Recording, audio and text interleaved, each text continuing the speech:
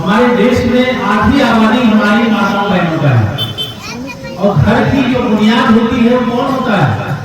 हमारी माताएं होती है। किसी भी घर की जो पहली सीढ़ी है, जो नींव है, वो कौन है? हमारी माताएं। माँ से ही परिवार शुरू होता है और फिर वो बच्चा माँ के कोख से।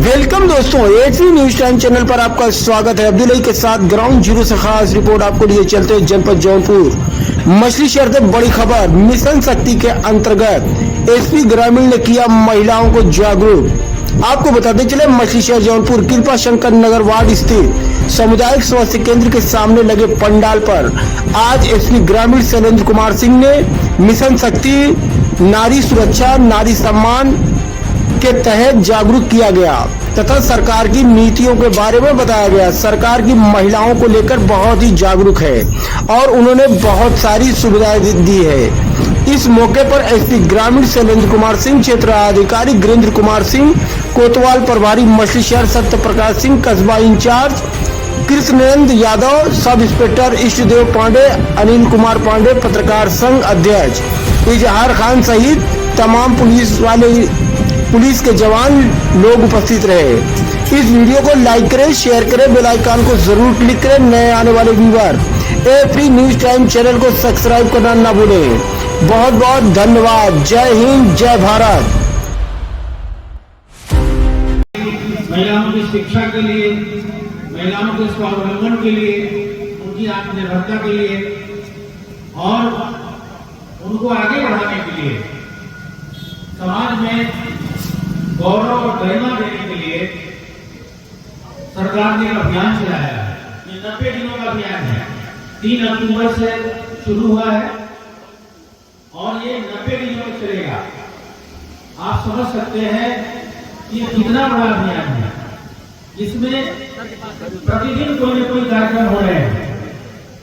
हम लोग महिलाओं को, लड़कियों को, बच्चियों को, माताओं को, बहनों को जागरूक करने के लिए प्रतिदिन किसी न किसी दुर्गा पंडाल में जाते हैं। वहां महिलाओं से, हम लोग बच्चियों से, अपनी बहनों से बात करते हैं, सरकार की योजनाओं के बारे में बताते हैं। उनकी सुविधा के लिए जितनी सरकार की हेल्पलाइन चलाई गई है, जितने नियम कानून बने हुए हैं, जितनी सुविधाएं दी गई हैं, उसके बारे में उनको हम लोग बताते हैं। ये पैम्पलेट देते हैं, ये पीछे बैनर लगा हुआ आप देख रहे हैं। ये सारी चीजें किस लिए हैं, किसके लिए हैं? ये सब हमारी माताओं बहनों के लिए है। हमारे समाज में, हमारे देश में आधी आबादी हमारी माताओं बहनों का है और घर की जो बुनियाद होती है वो कौन होता है? हमारी माताएं होती है। किसी भी घर की जो पहली सीढ़ी है, जो नींव है, वो कौन है? हमारी माताएं।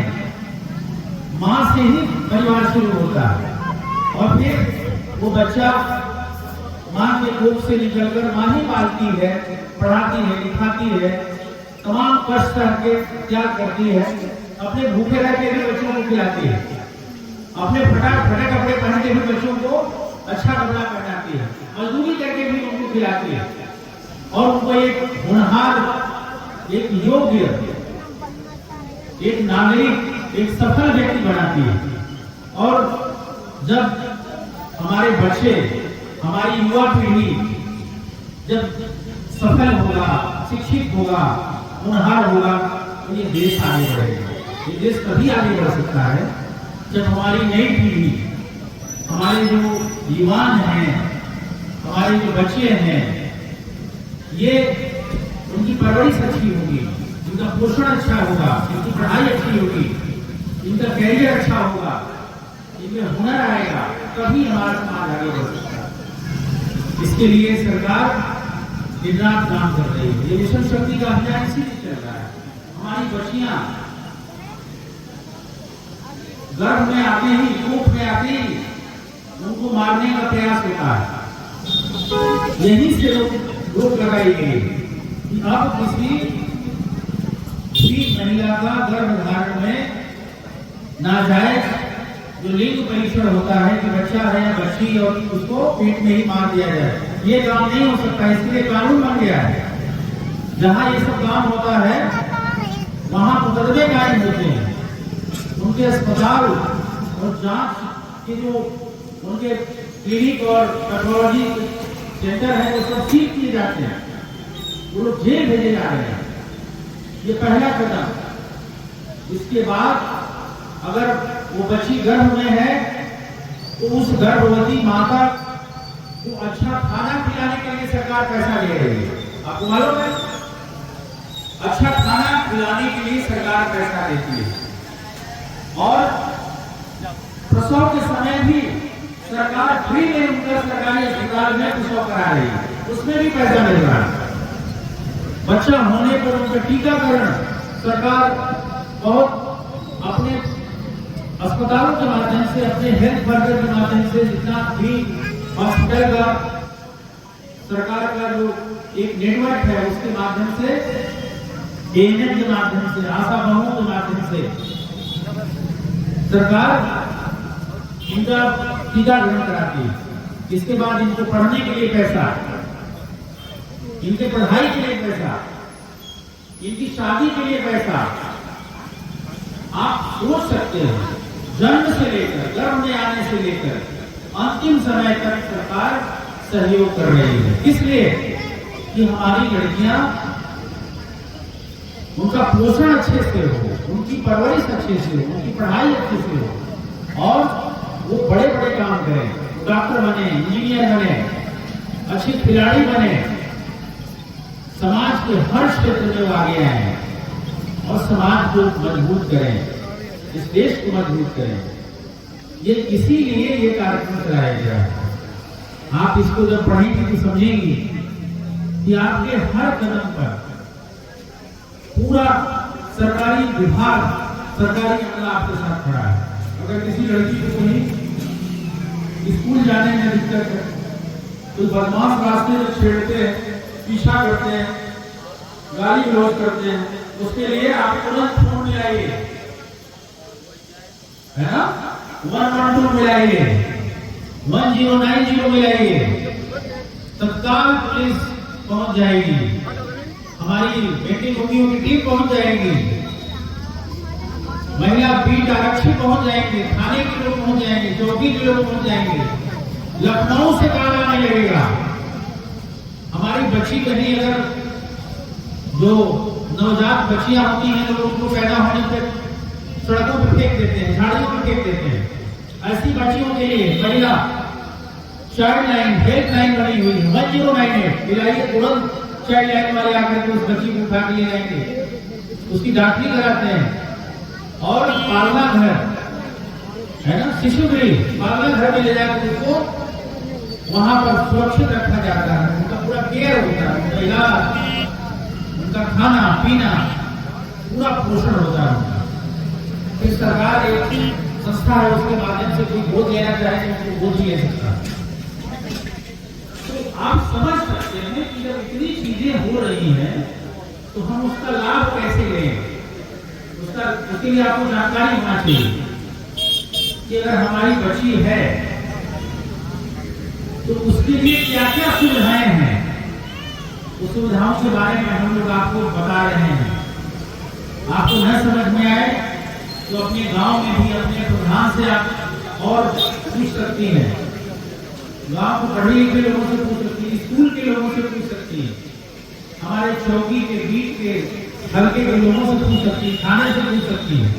अभी हम लोग एक और काम करने जा रहे हैं, उसमें हम लोगों ने पहल करके अगर किसी कमाऊ सदस्य की मौत हो जाती है, मान लीजिए एक्सीडेंट में कोई परिवार का मुखिया मर गया, तो उसके जो छोटे छोटे नाबालिग बच्चे हैं, 2 बच्चों तक, उनके बालिग होने तक, 18 साल की उम्र होने तक हम लोग 4000 रुपया महीना उसके खाते में पैसा डलवाने जा रहे हैं।